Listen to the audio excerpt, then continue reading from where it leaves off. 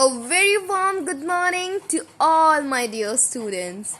It's me, Rosie, your English teacher. How are you doing? All good? So, in our previous class, we saw how the three friends managed to play inside the house as they were locked inside the house because it was raining outside. Today, we will see after playing soldiers, the kids got tired and they put on some old clothes and acted like grown-ups. After playing these games, they got a scrapbook full of pictures. In the meantime, Lata, one of Afzal's friend, came with 2 kittens. But when she reached the attic, they were all sleeping. Now let's read the chapter. While they were playing, Afzal's mother was baking her special cookies for them downstairs. Her secret was that she dipped the dough in sugar syrup to sweeten it. She could hear them as they marched along. She could even hear Afzal's command, "About turn," every time they reached to one end of the room. By and by, they were tired of playing soldier.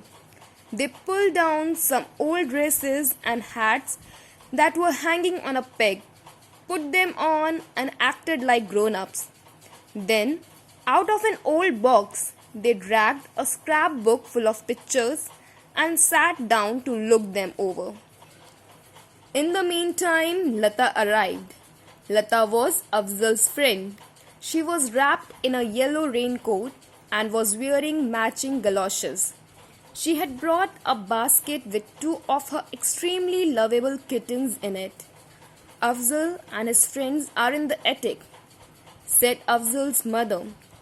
So Lata ran up to find them. She did find them, but what do you think they were up to? All of them were fast asleep. So students, you have to read this chapter. So now let's start doing our assignment. So before starting our today's assignment, let's just have a quick recap of the previous one. On that day, I gave you some opposites. I hope you all have done. So quickly match your answers. First is up and the opposite of up is down. Next is out and the opposite of out is in. Third one is old and the opposite of old is new.